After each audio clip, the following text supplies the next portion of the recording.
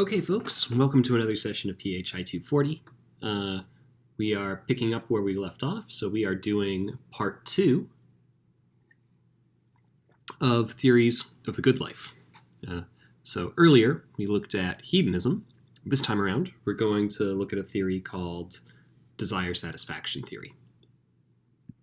So, let's get to it. So, we'll remember that hedonists told us that to be doing well and the thing that is worth pursuing for its own sake, so the things that are intrinsically good, are simply pleasures. Well, we saw some objections to that theory, right? We got the argument from evil pleasures, the argument from false happiness, and the argument from autonomy. So some of those arguments seem to be significant. So what we're going to do now is look at an alternative theory of well-being, and that's desire satisfaction theory. So, moving forward, here we are. So the desire satisfaction theory states that something benefits you if and only if, and because, it satisfies your desires. What I'm pointing out here is just that our concepts of desire and satisfaction are familiar concepts, and they are often subjects for artwork. Things like this Bob Dylan album or this particular Rolling Stones song that you probably know. Things like satisfaction. So the idea is something benefits you if and only if. So there's a perfect overlap between desire satisfaction and benefit. And then because. So the idea is that what explains why you're doing well is the satisfaction of your desires, according to this theory.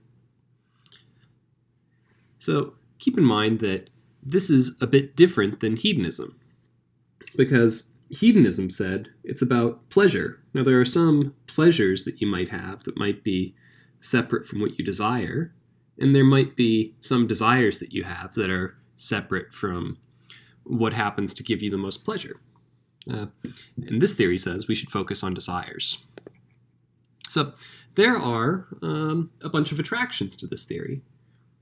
So one is that it allows for a good amount of pluralism in a slightly different way than hedonism did. So it explains why there's different good lives for different people. Your desires are different from mine. So, different things are good for you than the things that are good for me. And there's a certain kind of personal authority. Our own desires are what make our lives go well. And usually, not always the case, but usually people know best for themselves what they desire. So, most of the time, that's why you are the best judge of what's good for you.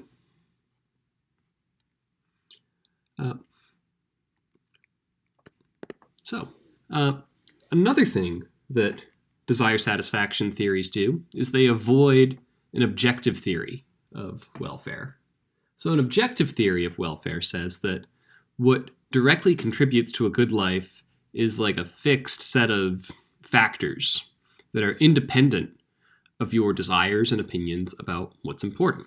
So one example of an objective theory is hedonism. So for some strange people who don't desire pleasure, these people are just mistaken about what would be good for them. And then other objective theories of welfare might say, well, knowledge or autonomy or health are important things that matter independent of what you happen to care about. So if we recall Robert Nozick's example of the experience machine, that was a problem for hedonism because it said actually achieving certain things, like actually having friends or actually having knowledge, is more important than the mere appearance of them. So if you're on board with Nozick's thought experiment, you're actually disagreeing with both hedonism, one other objective theory, but you're also going to disagree with the desire satisfaction theory because you're basically saying that there are some things that are good for you, whether you happen to care about it or not. Now, a problem for an objective theory of welfare is that it has a hard time answering a question. And the question is, how could something be good for me if I don't want it? And if I don't want what it gets for me? So the idea is that we could imagine somebody who doesn't care one little bit about autonomy or knowledge. And there's no talking them into it.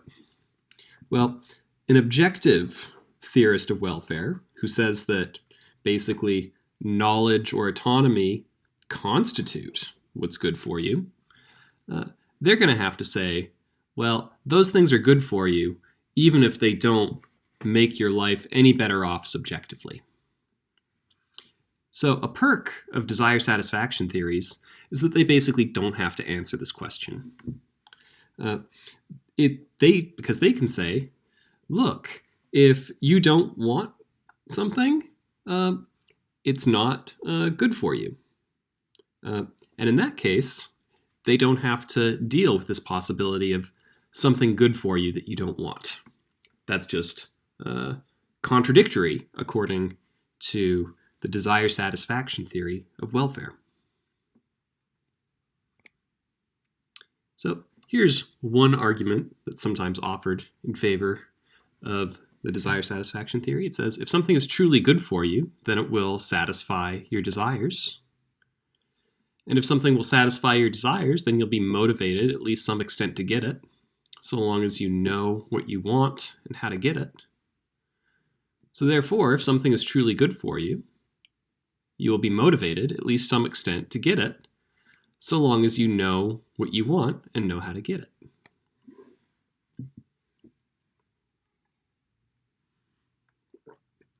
So the idea here is, if you want to figure out what is good for people, the desire satisfaction theorist is going to say, well, we should look for what people actually seek out. Now, here are a couple of central claims of desire satisfaction theory. Now, one claim is desire necessity. Desire necessity tells us that if something is intrinsically good for us, then it fulfills some of our desires. Now remember, necessity is all about a precondition, right? So it's saying that if something is in fact making you better off, then there has to be some desire inside of you that it's fulfilling, right? So desiring is a precondition for goodness, right? The second thesis is desire sufficiency. It says, if something fulfills or helps fulfill our desires, then it's intrinsically good for you. So remember, when we talk about a sufficient condition, we're talking about a guarantee. If X is sufficient for Y, X guarantees Y. So what we're saying here is desire satisfaction is sufficient, is a guarantee of an improvement in your well-being. So anytime you satisfy a desire, you make somebody better off. All right, so what we want to do is maybe run through some objections, but we can also see how this theory might explain certain things. So we might say, why is having chocolate good for you, right? So desire necessity says, well, if chocolate is intrinsically good for you, then there must be some desire in you for some chocolate, right? It couldn't be the case that chocolate is good for you if there isn't some desire that it's satisfying. Moreover, we can say, if there is a desire inside of you that chocolate fulfills, then it's intrinsically good for you. So try to think of anything that might be something that makes your life go better, and you could plug it in that way, right? So you could say friendship, right? If friendship is intrinsically good for you, then there must be some desire you have that friendship fulfills, and if friendship fulfills some desire in you, then that guarantees it is in fact good for you. So that's how the desire satisfaction theorist is going to explain how anything in particular is suited to make your life better. So let's consider some objections to desire necessity. Remember, desire necessity is the claim that there has to be some pre-existing desire in you for something if it's going to make your life better off. Well, Shafer-Landau points out, what about pleasant surprises? Your friend surprises you with a party. Maybe you had no desire for a party at all, but it makes your life better. Now, the idea would be, well, we've got an example of something that made your life better, but which didn't have a desire as a precondition. We can also think about small children and the severely disabled, individuals with no particular thought about the importance of getting a vaccination or adequate nutrition. It seems like these individuals are made better off when they're given these things, but we don't think that we can find any desire in them for those things. So that might be another problem case for the desire necessity theory. Here's yet another: suicidal people. We can imagine somebody who is so unhappy in their life that they literally have no desire to continue living. It's a sad thing, but it really does happen sometimes. Now, maybe if we prevent this suicidal person from killing themselves, maybe we can help them get back on track. And maybe we can benefit in doing so. That they will really be better off if we prevent them from committing suicide. But it seems like if we take seriously the possibility that a person could have no desire to keep living, the fact that they lack this desire doesn't mean that we can't make them better off. Maybe get their life back on track, and maybe even help them find a desire. But the desire wasn't there in the first place. So then there's a trouble in explaining how we make a person better off, even though there's no desire that is being satisfied in doing so. So remember, desire sufficiency says if you desire something, then it guarantees that whenever that desire is satisfied, you're made better off. Well, here's one. You've got a desire based on a false belief. So we could imagine, somebody after a long day of work and looking at a glass, thinking it's filled with gin and tonic, but when in fact it's full of poison.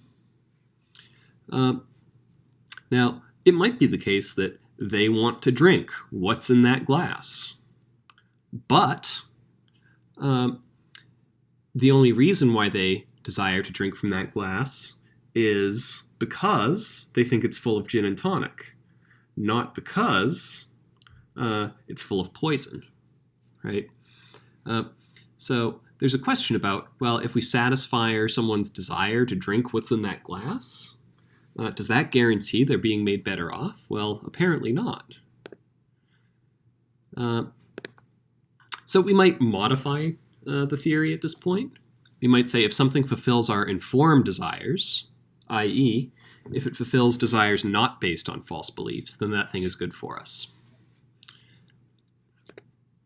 But we might come up with other examples still. So we might think about other regarding desires. So I might have a desire that malaria be wiped out from the world. So I donate some money, and let's say we do such a good job in donating money that we wipe it out from the world. We might think that what I wanted happened, but I myself am not made any better off in that situation. So we might modify the theory again, right? We might say if something fulfills our informed, self-regarding desires, then the thing is good for us. Still more problems for desire sufficiency. What if you get what you desire, but it's not all that it was cracked up to be? So for instance, you could imagine somebody who wanted to be a famous actor or a famous musician, but after achieving those depths of, or those heights of fame, I should say, there's no happiness. In fact, there's great disappointment. Great disappointment. So it seems like it's possible for people to get everything that they wanted and to then be completely miserable. So in those cases, satisfaction of a desire is not a guarantee of improved well-being. Then we could also have cases of ignorance of desire satisfaction. So for instance, we might think you have a desire to make your friend happy, so you write them a card and you send it to them, but then you never hear back from that friend. Now, maybe it was just because their response got lost in the mail, or because you die before they come to be able to tell you what a delight you brought to them. Well, the thought here is that when you satisfy a desire but never learn about it, you're not made any better off. It seems like the satisfaction of a desire doesn't improve our situation unless we know about it. Just a few more objections. We could think of objections from impoverished desires. So we might think about a cultural environment or an upbringing that tells a person that they deserve to suffer, or that they should desire to be subservient to others. Well, we might think that satisfying those desires is too restrictive, and that this person would be better off if they got the right desires.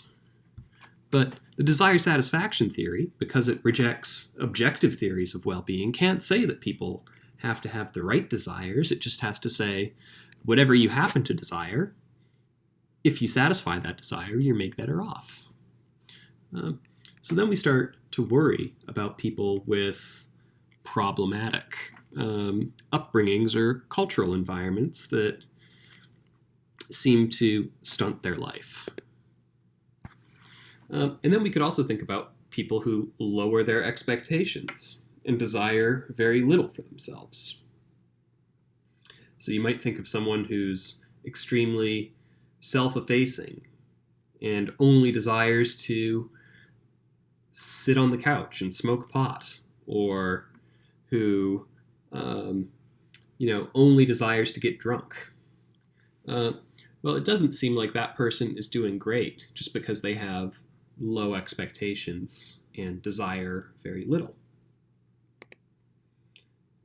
So, if you think, just to wrap up, if you think that maybe there's an issue of what the right kind of desire to have is pertinent, then you might begin to think that neither hedonism nor desire satisfaction theory is plausible to you.